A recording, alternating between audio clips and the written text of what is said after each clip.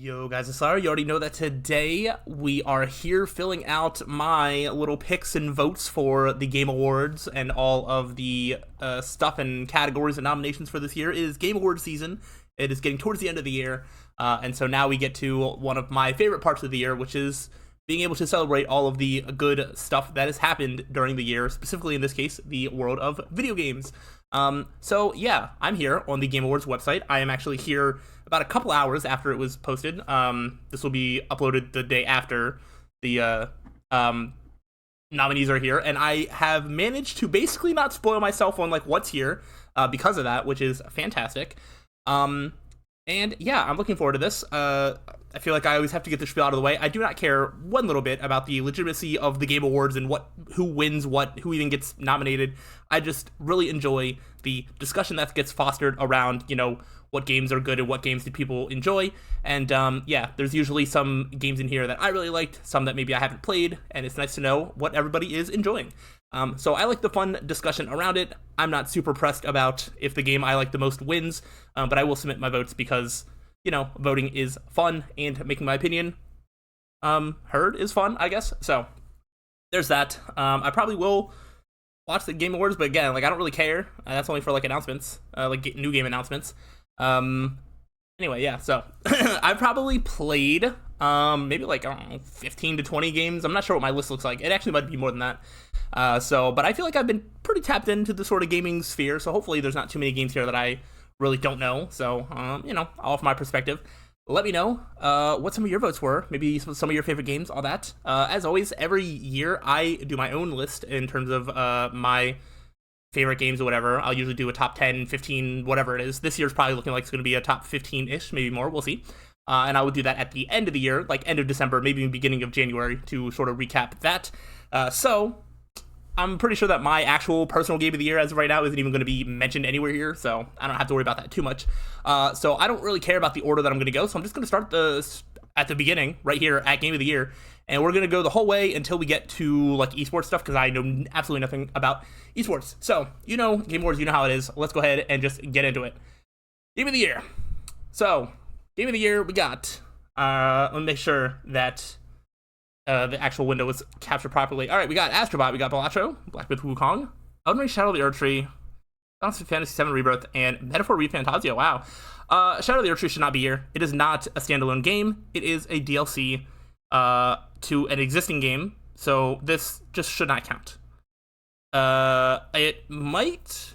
I don't even know if I like it the most out of things here, but I know where my vote is actually going, even though it's probably not the one that's going to win. I actually don't know who I think would win. It probably, knowing the Game Awards, is going to end up being Shadow of the Erdtree, and I love Elden Ring. Elden Ring was actually not my game of the year for the year it came out, but it was close.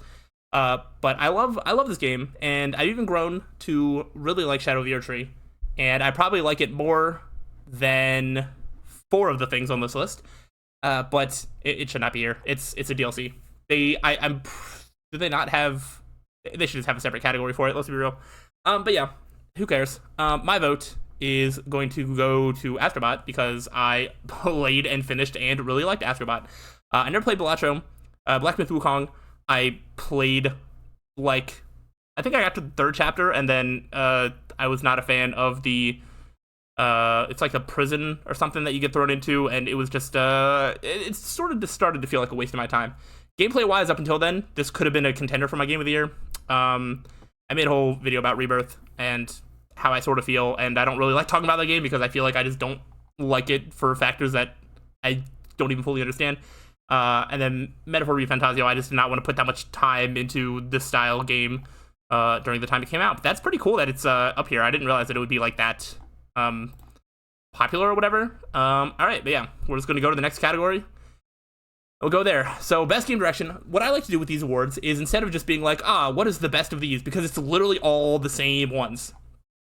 So, do they have a thing? Sometimes, I might be thinking of the Crunchyroll Awards, where they're like, this is what we're trying to do. This is just awarded for outstanding creative vision and innovation in game direction and design. So, I guess just the way that it's designed, the way that it tells players where to go, I don't really know. Either way, I'm pretty sure the vote ends up being the same because Astrobot is very straightforward. It's very creative. It's innovative. I feel like it checks every box there. So, all right, we're not going to spend that much more time. I've already talked about all these games. Best narrative for outstanding storytelling and narrative development in a game. For anybody who doesn't know, I fall asleep during video game cutscenes. Like, not actually, but basically. I have a hard time paying attention, and I really don't like cutscenes that much. So it's interesting that Silent Hill 2 is here. Is the story not the same from like the original? I don't know because I didn't play it. I played the original, but not the new one. Hellblade 2 is... I played the first Hellblade because I was like, oh, Hellblade 2 came out, I should play it.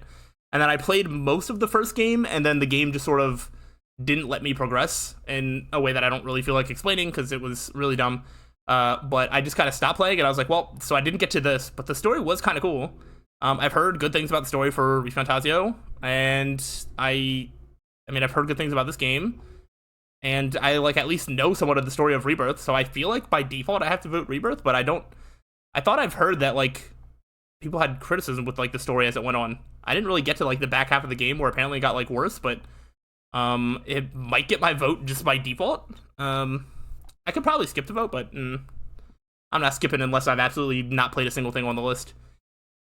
Best art direction for outstanding creative and or technical achievement in its artistic design and animation, which, okay. So we have 4 familiar faces. This is what the Game Awards loves to do. They like to make like 6 different categories and then just put all the same ones in. With the new one here being Neva, which I have played, and Neva is a very pretty game. It is very beautiful. I do enjoy it a good bit.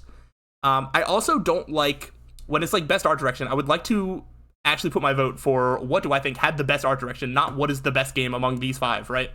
So specifically art direction in artistic design and animation. I mean, listen, Astrobot is so good. It's so cute. Neva is definitely a prettier game.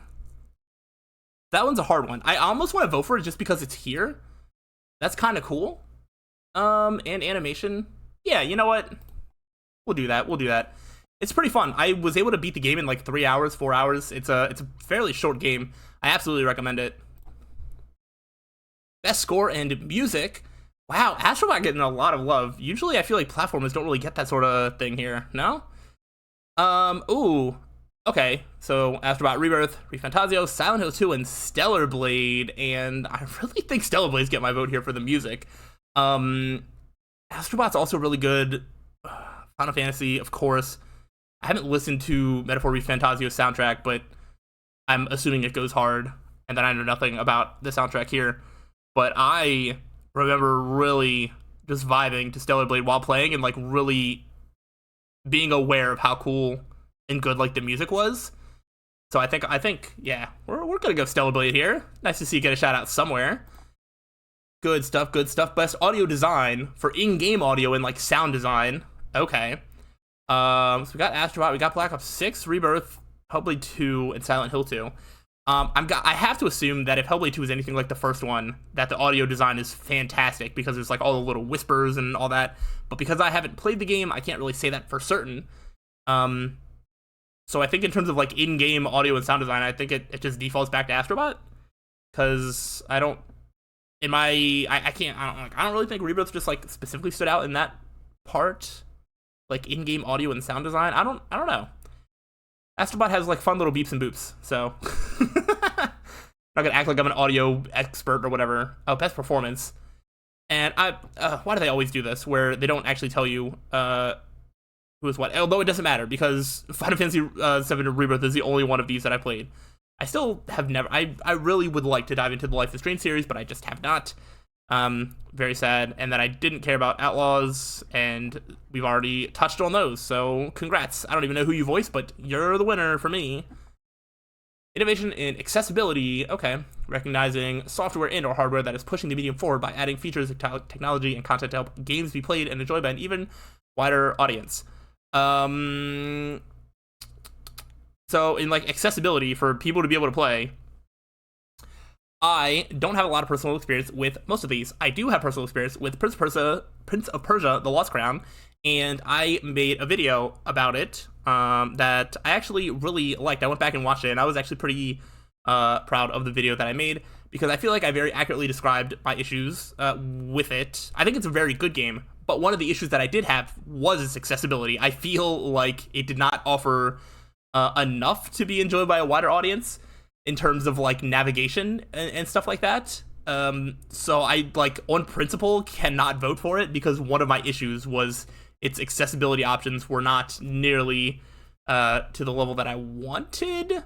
And I know that this is like accessibility can also mean for like different types of players as well. So I don't really know what other settings there are here. I think I'm just going to not vote.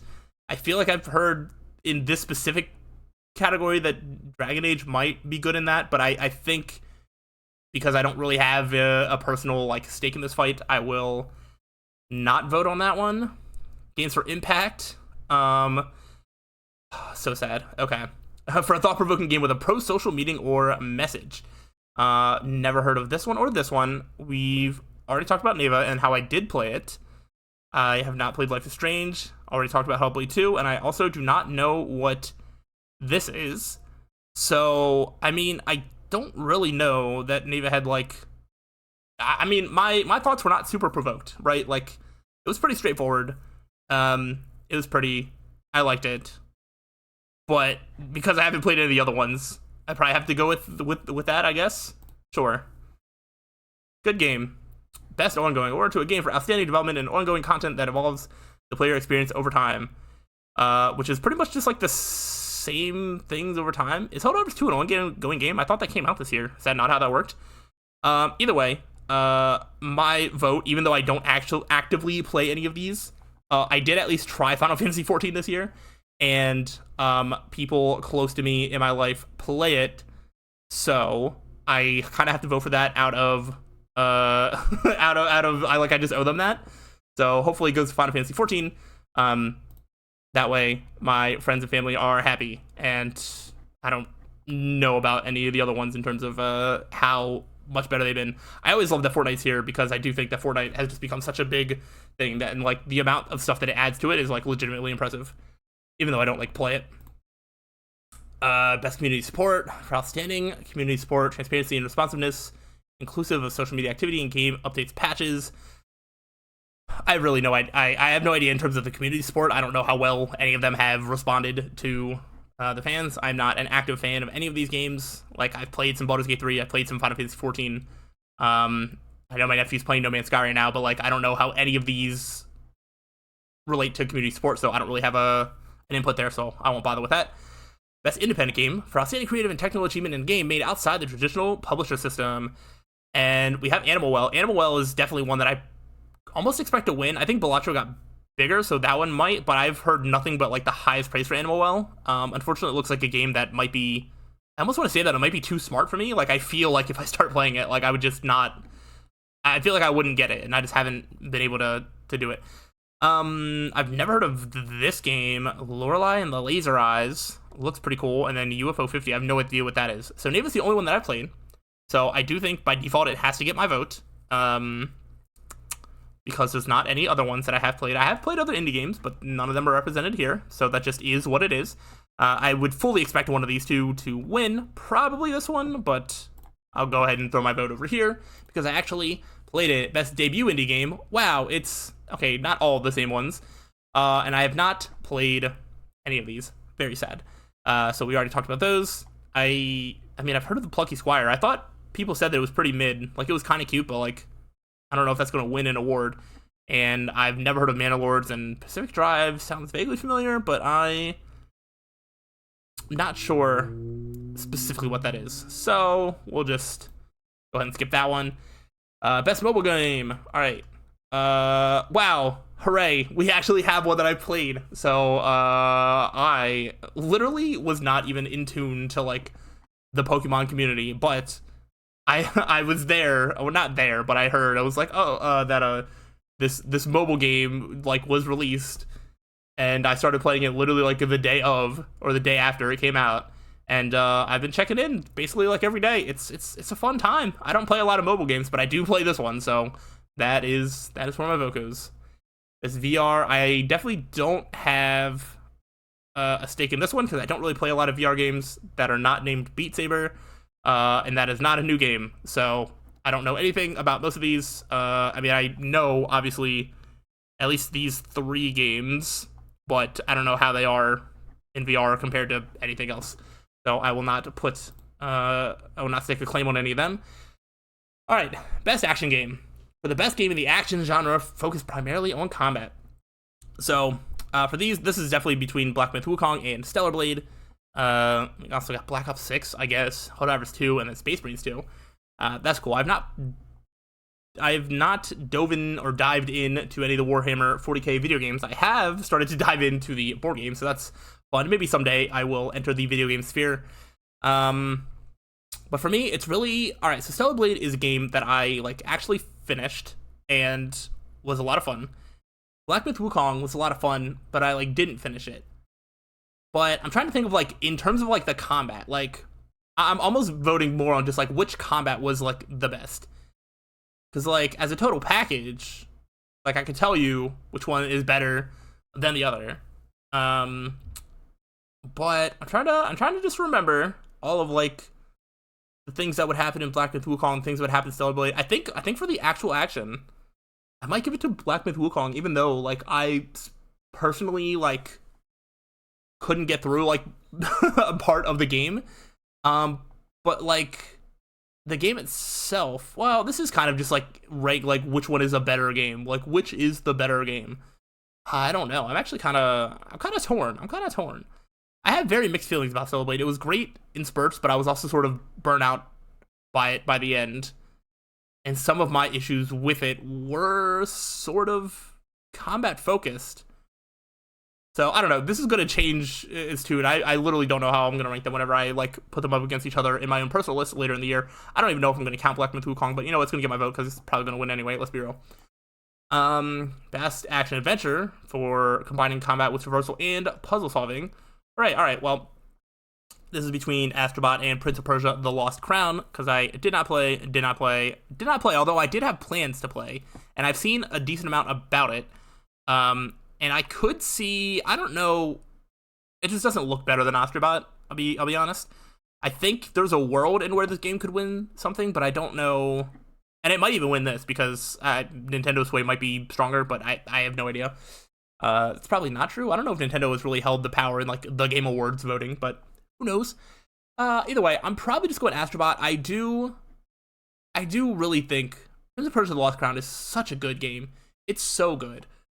Maybe if I have time before the end of the year, maybe I will try and go back and actually beat it, because I really, really want to include it on my end of the year list, and I feel like it does deserve some recognition, even though apparently I think the team that developed it has been dissolved, and they're never going to do another game like it because it didn't sell well enough, which is really terrible.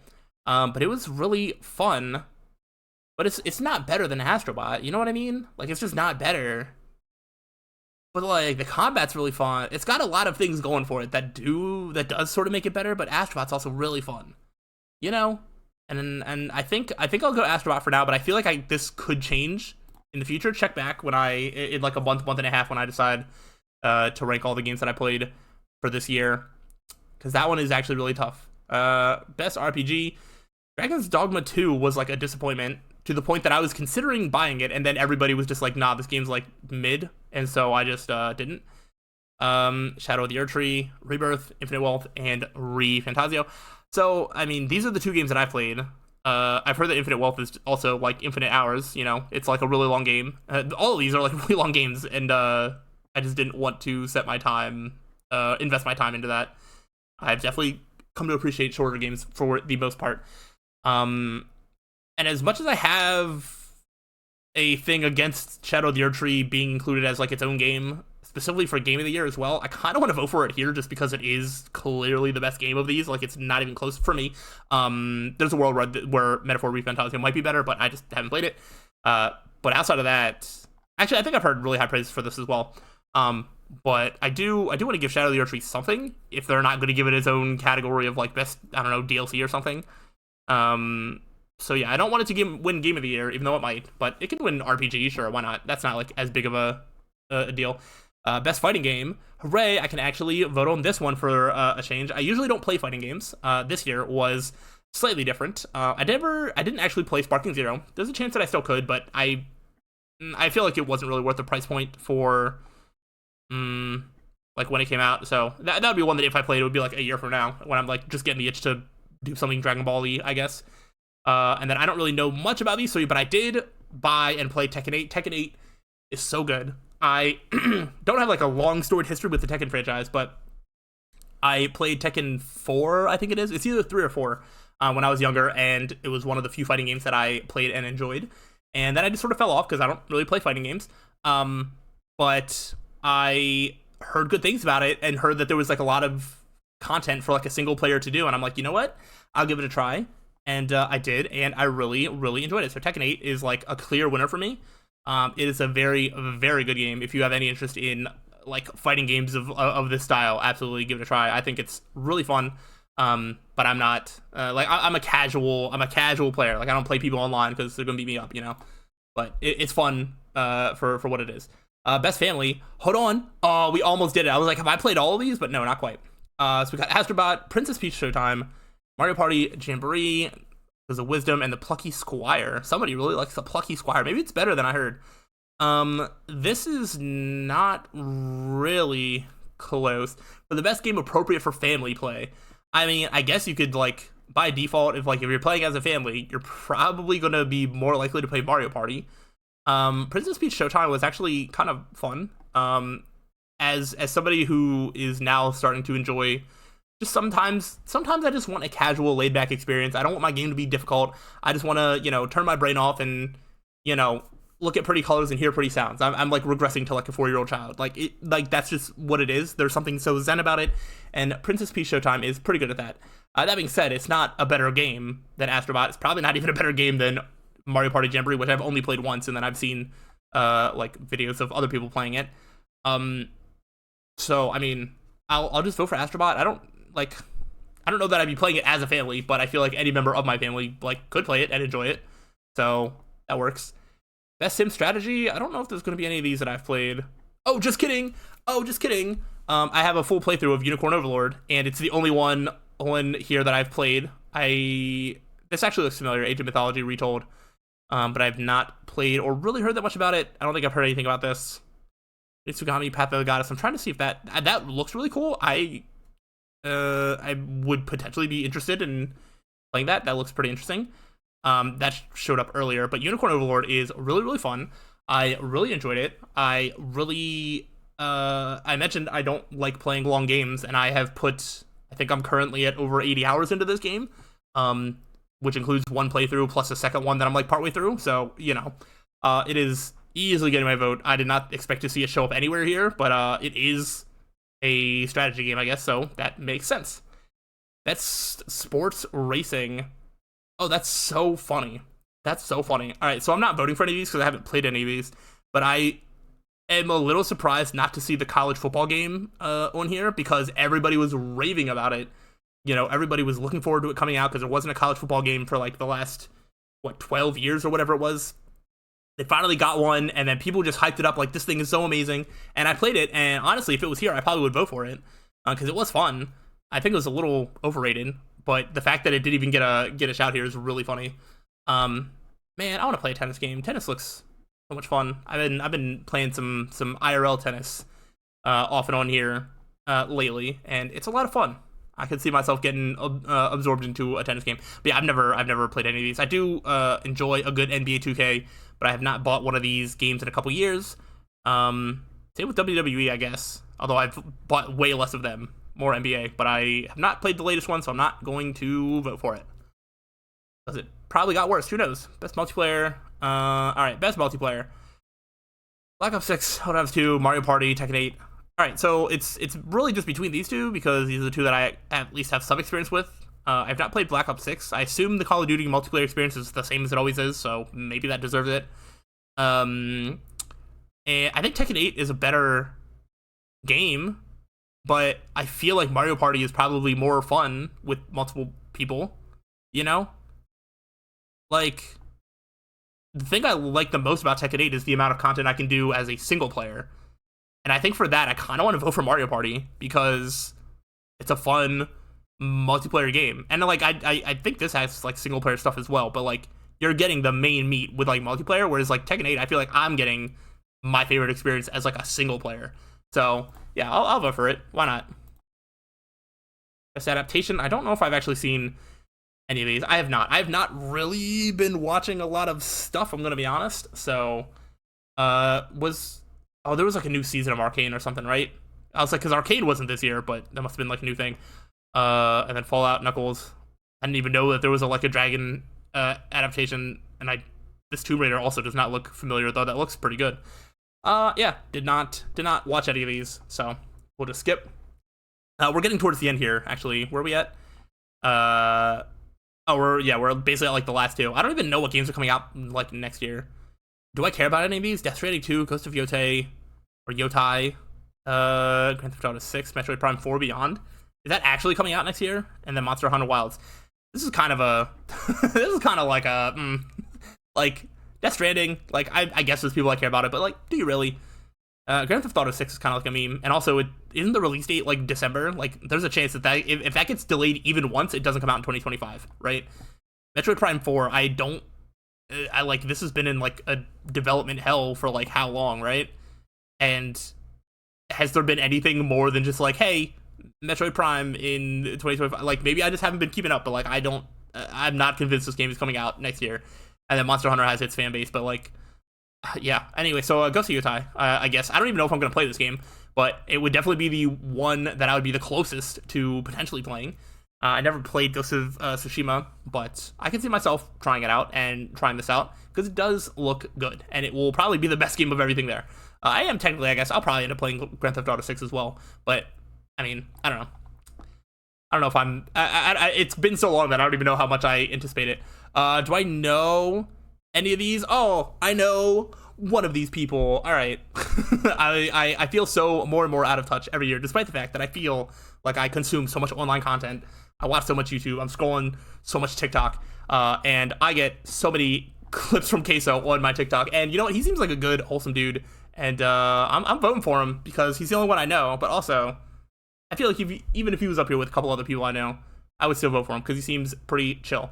I don't really watch any of his stuff outside of TikTok clips that I scroll past, but hey, it's better than nothing. Congrats, you get my vote for Content Creator of the Year. I've literally never heard of any of these. That makes me feel so old. I hate it. But all right, I think that's all of the stuff that I'm going to be voting for. I did not have any input for the ones that I skipped. And yeah, that's a whole video. I spent almost 30 minutes talking about games. I love talking about games. I love submitting my opinion and letting my voice be heard.